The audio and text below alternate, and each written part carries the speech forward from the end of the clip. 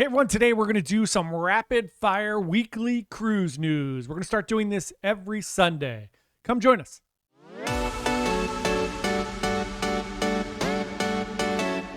Hey everyone, John here from Bite Size Cruises. Thanks so much for coming to check us out. If you're new to the channel, thank you so much. We do a brand new video every single day where we talk about cruise, news, cruise, upcoming voyages, ship tours, dining reviews, the whole 9 yards. So we're going to start doing a weekly roundup of some cruise news if that's interesting to you. There are certainly a ton of great channels out there doing cruise news every day. So feel free to continue watching them. We love them as well. La Lita Loca, Don's Family Vacations, Corey over there at Midships, Travel Scouts. There's a bunch of them. So we love doing all things cruising. So we figured we'd just do a weekly wrap up in case you wanted to catch up quickly on some things going on around cruise news.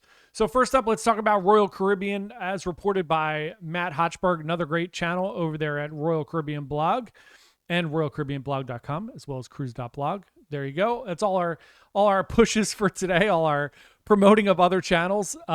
So Royal Caribbean has raised the prices on specialty dining restaurants, including Portside Barbecue, Playmakers, Izumi, and the Mason Jar. These are all what I would consider like the a la carte specialty dining restaurants. So it doesn't surprise me. I knew that Izumi was going to go up a little bit. I feel like Izumi was really reasonable before, but I knew some of these were going to go up. I don't love it. I don't love that pricing seems to be going up across the board on everything. It seems to be getting a little bit out of control, but I understand why they're doing it. I just, we don't have to enjoy it. So if you are going on any of those ships, so Portside is on Oasis, Mason Jar is on Wonder, Playmakers is on a bunch of different ships, as well as Izumi. So keep an eye out for that and let us know what you think. Next up, the Carnival Jubilee, which we will be on in January. Also, funny thing, let's talk about inaugurals. I don't like going on inaugural cruises. There's a few reasons. One, things are never ready.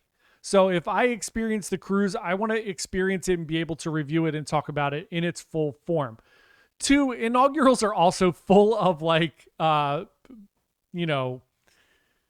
the top tier guests. It's full of vloggers. They're full of people who are getting on the ship first. I also don't want to be involved in that, which sounds funny considering we do cruise vlogs, but at the heart of what we do, we're travel agents.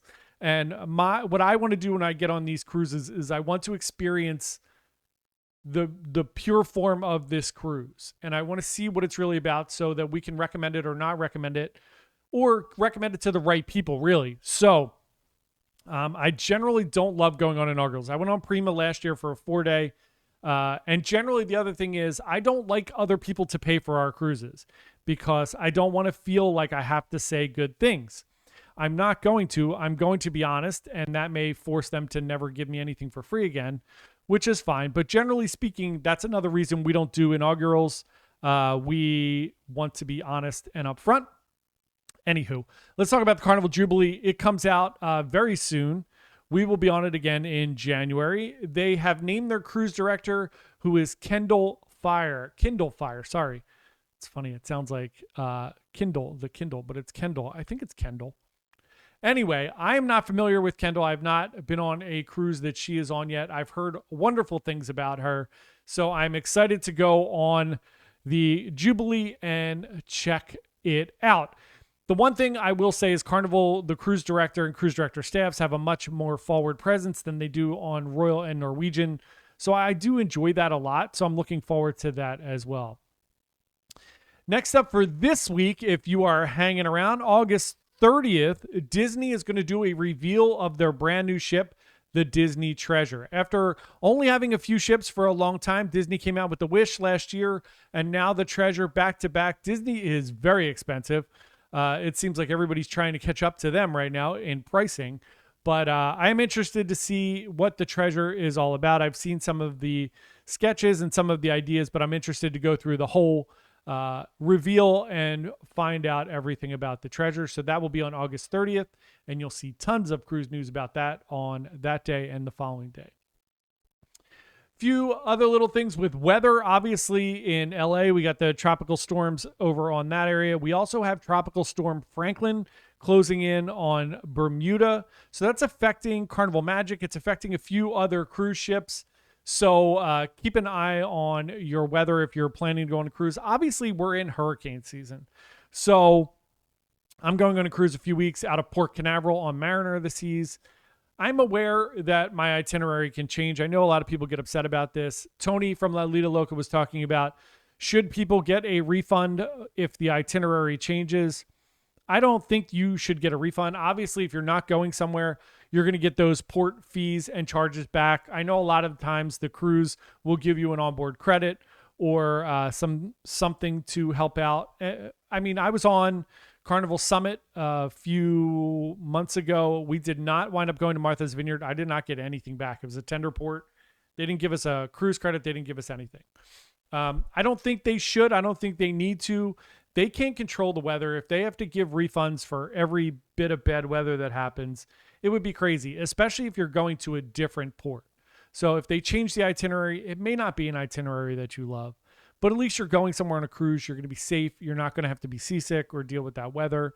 I much prefer that. So again, there are going to be some ships that are moved around, and Royal does a really great job of this. They have their great meteorologist, James Van Vliet, who takes care of all that and keeps an eye on everything and communicates with each of the ships to make sure everything is safe and they're going in a different or the best direction to make it an enjoyable cruise for you.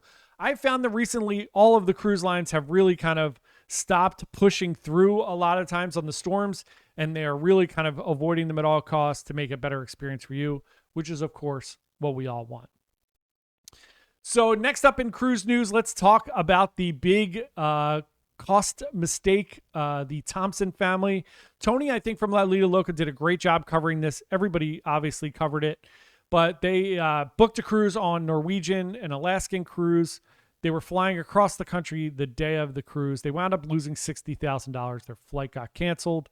They tried to get there on their own and couldn't not being able to get a ride across the border from Seattle to Vancouver. So they had to fly home and they lost all their money. They only got $2,500 back. I think that'll change with all the pressure and all the publicity and all the different things. However, Tony made some great points on this. One, I think, make sure you book travel insurance, and I don't want to say don't book it through the cruise line, but the cruise line has their best interests at heart. Do your research, make an informed decision on cruise insurance or any kind of travel insurance. Make sure your flights are covered. Make sure your cruise is covered. Make sure any of your hotels are covered. Go through everything so that you know what is in fact covered and what you're going to get back. Number two, this is one of the reasons I tell everybody to book through a travel agent. Obviously, we're travel agents, but you don't have to book through us. Just book through a reputable travel agent that knows a lot about cruising. I would never allow my guests to fly across the country and board a ship the same day.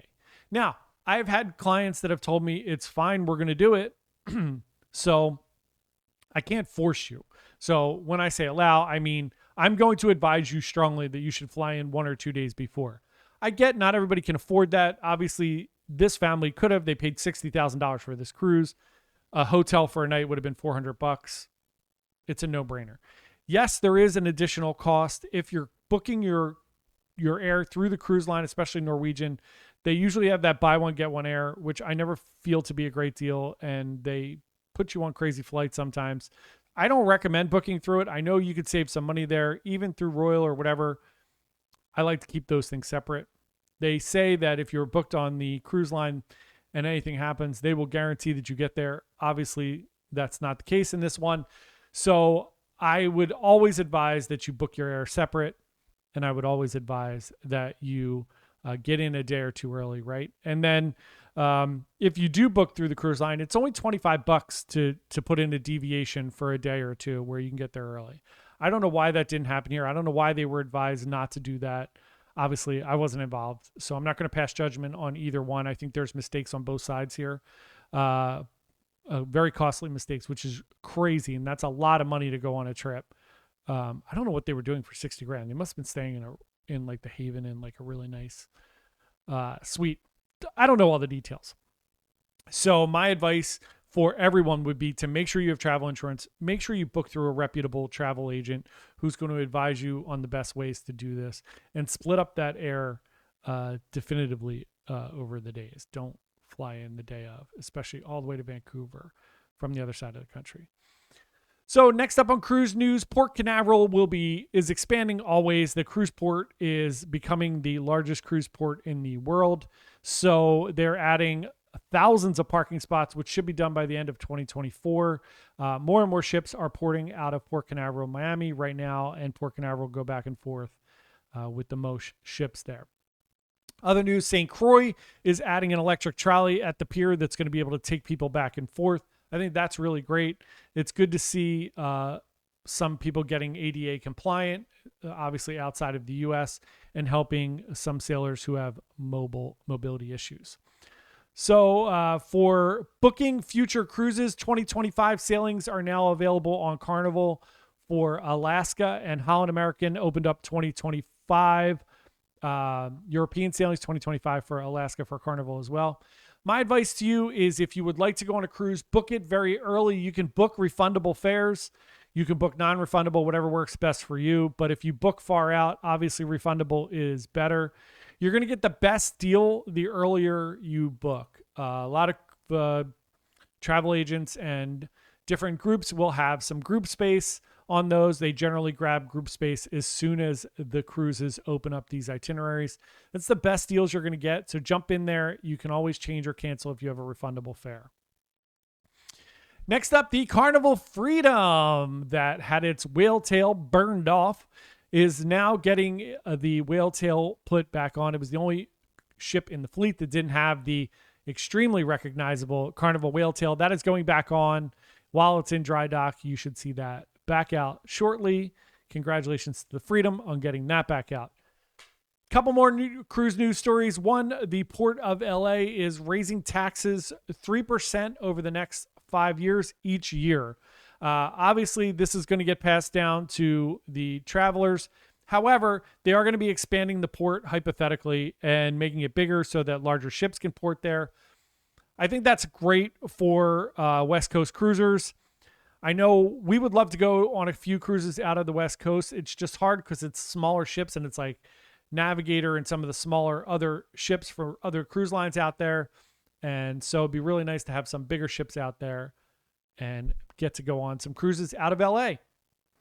Right along with that, Galveston is looking at big expansion in the future, getting close to signing deals with MSC and NCL, reported by Corey over there on Midships. Corey does a great job every day on his channel.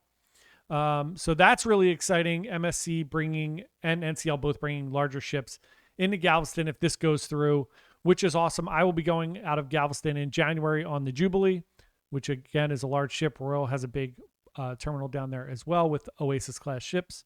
So that's super exciting for Galveston. Also, it'll be great to build up that area a little bit. I know I had a little bit of a hard time finding no big chain hotels are down there. I wound up booking like a block from the port, but it was a little expensive, but I'm excited to go down there. And then last but not least, Barcelona, as you may have heard, is restricting access to its port starting in late October. This is the northern dock. So this is not where the big ships come in. It's where the smaller ships come in. So it is going to affect you because the northern docks are where you can basically get off the ship and you're kind of right in the middle of town. The southern docks, you have to take a bus and then a taxi or an Uber. And obviously now with more ships porting at the southern dock, it's going to really back that up, create a logjam, and make it a little crazier there. I've not sailed into that port yet, so I will be doing that next year. So we'll see how that goes once that's all clogged up. Anyway, those are your cruise news stories for the week. We'll be back next Sunday with more cruise news. Tomorrow, we will be back to our regular, we're still on the NCL Joy. And then, like I said, in a few weeks, I'll be on Mariner of the Seas. So follow along and come check out everything. We would love for you to subscribe. Should have said that a long time ago. No one's for sure still watching. So if you did make it this far, congratulations. We would love for you to subscribe. If you did make it this far, please comment below that you made it this far, and I'll send you a little prize. So thanks so much, everybody. Have a great Sunday, and we'll see you tomorrow. Bye.